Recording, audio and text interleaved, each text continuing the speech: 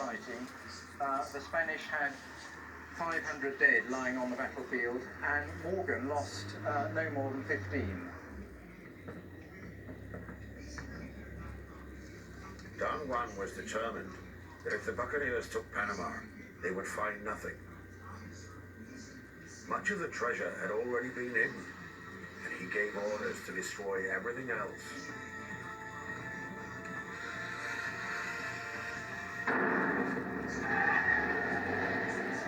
For several hours, there was chaos as the Spanish soldiers set their own city on fire.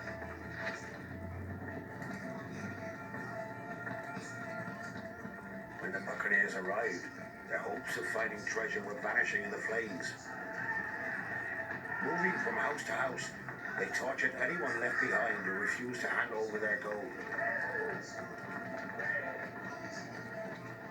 But the most valuable object was still undiscovered. As the mayhem approached the cathedral, a resourceful friar hastily slapped a coat of whitewash over the great golden altar.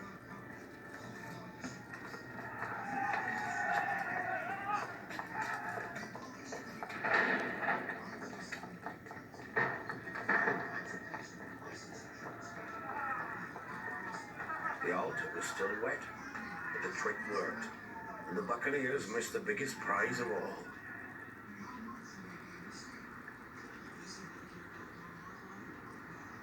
They came away with 175 mules loaded with silver ingots and gold, something like £2 million, $3 million, which divided between over 1,000 men didn't come to very much, and there was a lot of aggravation at the end of it that Morgan had cheated them. They felt that the men didn't get what they deserved. How much of the Panama treasure Morgan kept for himself remains a mystery.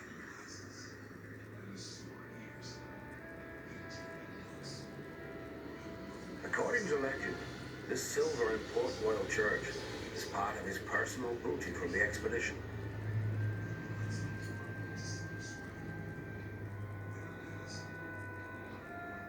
For Spain, the loss of this treasure was trivial compared to the far-reaching political consequences for their empire.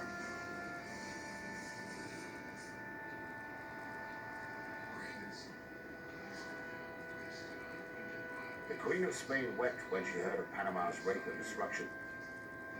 She demanded the head of Morgan the pirate as retribution. The British took a somewhat different view. To appease the Spanish, Morgan was arrested and sent back to London. But when he arrived, he received a hero's welcome and was returned to Jamaica as Sir Henry Morgan, Lieutenant Governor.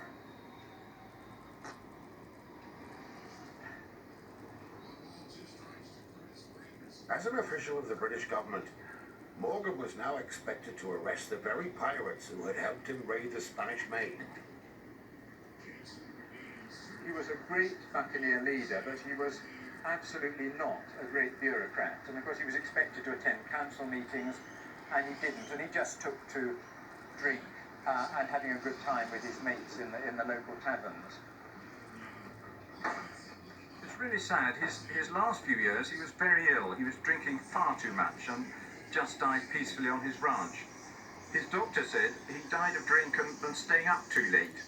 He was one of the few buccaneers to come to a relatively peaceful end. Morgan died on August 25th, 1680. Paris Hilton still has her Bible. Look, she has a little gift there. A 22-gun salute was fired and a public holiday declared. That's the Gideon Bible they sent her out of jail with. It was the last time that a pirate would be fated on a British colony. 4 years later, I guess my work is showing other people's work. Judgment Day. In 1692, This is my work. opened up, and half Painting the city work that slipped you into do, sea the work that in gets a taken huge down, earthquake. the work that remains. Thousands Well, that's perished. kind of what I have to do, I guess.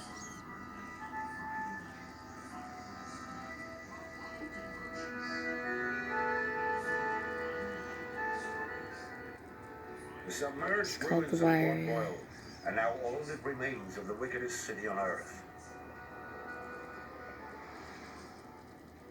and the buccaneers, who had once been so useful in establishing British colonies, were now outlawed. But the story of piracy does not end here. Despite losing their license to plunder, the pirates would find new harbors and continue to be the I'm looking scourge right of the at it. I sea. think I do good work. The next 30 years Sad would about become your known ship. as the golden age of piracy. You still always have to have somebody restore you, I guess. Pirates of the period 1680 to 1725 were at war with every country on the face of the earth. We estimate that there were between 5,000 and 10,000 individuals involved in It was piracy in one way or another, Vincent's under the Kingdom. command of 70 different captains.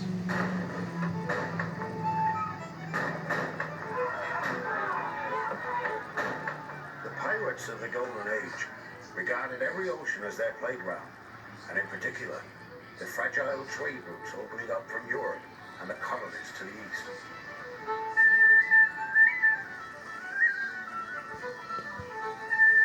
Ivory and precious stones from Africa. Gold from the New World.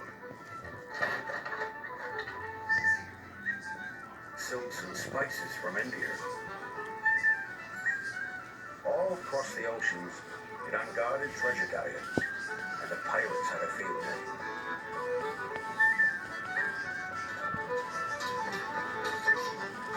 These raids began to pose a real threat to world trade.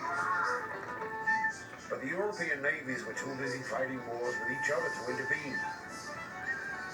Well aware of this, an old sea dog approached the British government. His name was William Kidd. Kidd was a retired privateer living in New York when he obtained a commission to hunt down pirates. The government had little idea of his real intentions. Within 2 years, he would become the most famous pirate in the world. The transformation from Kidd the Pirate Hunter to infamous pirate began in the taverns of New York, where Kidd hired his crew. The deal he offered these men was unusual. There would be no wages, only a share of any captured pirate loot. And no prey, no pay contract. I'm not sure that pirate hunting was all that they had in mind. He recruits crewmen. Among them are men that he knows to be pirates. Some of those men were sailors who had run away with his own ship 10 years earlier. Would he have hired them if he had honest intentions in mind? My name is William Kidd. When I sail, my name is... In 1696, Kidd set sail with his motley crew, bound for the East Indies. Conditions on board were terrible, but no worse than any other ship of the period, as the wit Samuel Johnson once said. No man will be a sailor who has contrivance enough to get himself into a jail. For being in a ship is being in jail with the chance of being drowned. A man in jail has more room, better food, and commonly better company. Of course, here we have the forecastle and the ship's galley. The irony, of course, is that it was only in pleasant conditions, with sunshine and nice, easy-going situations, that you would actually have hot food. Something like this, where you really needed the hot food, as you can see, would be impossible to maintain the fire, and you're living off of cold gruel and a hunk of bread. The bread would usually be